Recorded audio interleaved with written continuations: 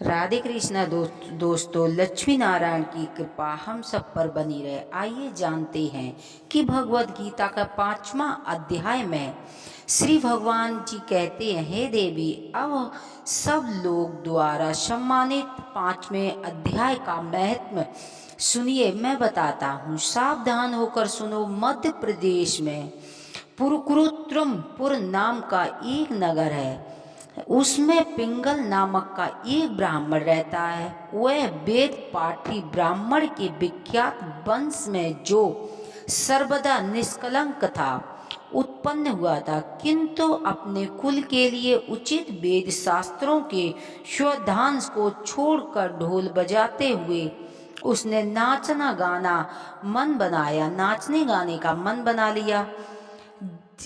गीत नृत्य और बाजा बजाने की कला में परिश्रम करके पिंगल ने बड़ी प्रसिद्धि प्राप्त कर ली और उसी से उसका राजभवन में भी प्रवेश हो गया। अब वह राजा के साथ रहने लगा। स्त्रियों के सिवा और कहीं भी उसका मन नहीं लगता था। धीरे धीरे अभिमान बढ़ने जाने लगा।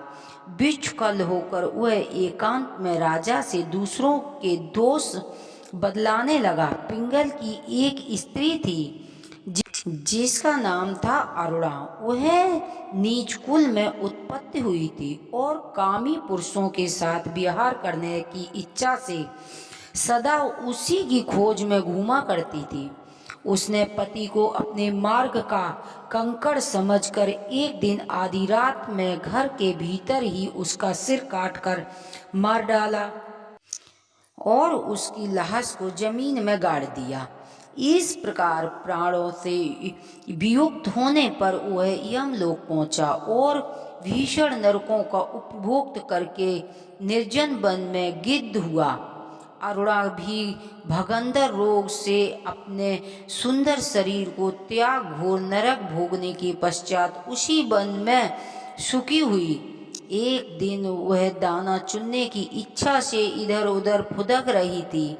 इतने में ही उस गिद्ध ने पूर्व जन्म के बैर का स्मरण कर उसे अपने तीखे नाखूनों से फाड़ डाला और सुखी घायल होकर भरी हुई पानी की खोपड़ी में गिरी। गिद्ध पुनः उसकी ओर झपटा। इतने में ही जाल फैलाने वाले बहेलिया ने उसे भी बाणों का निशाना बनाया।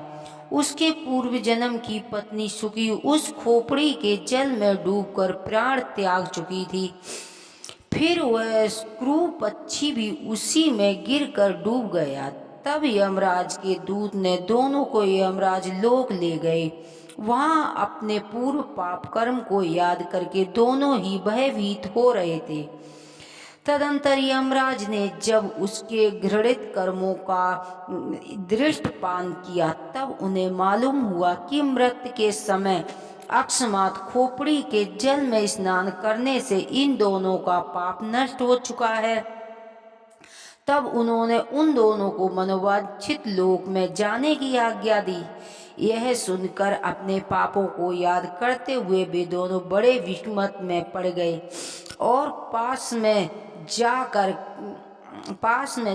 धर्मराज के चरणों को प्रणाम करके पूछने लगे, भगवान, हम दोनों के पूर्व जन्म में अत्यंत घृणित पाप का संचय किया है, फिर हमें मनोवांछित लोकों में भेजने का क्या कारण है, सो बताइए।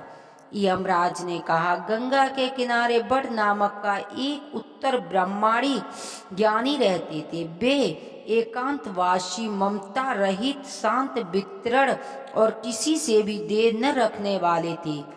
प्रतिदिन गीता के 5वें अध्याय का जाप करना उनका सदा से ही नियम था। 5वें अध्याय को श्रवण करने लेने पर महापापी पुरुष भी सनातन ब्राह्मण का ज्ञान प्राप्त कर लेता है। उसी पुण्य के प्रभाव से शुद्ध चिंत होकर उन्होंने अपने शरीर का परित्याग किया था। गीता के पाठ से जिनका शरीर निर्मल हो गया, जो था आत्मज्ञान प्राप्त कर चुके थे, उन्हीं आत्मा की खोपड़ी का जल पाकर तुम दोनों पवित्र हो गए हो।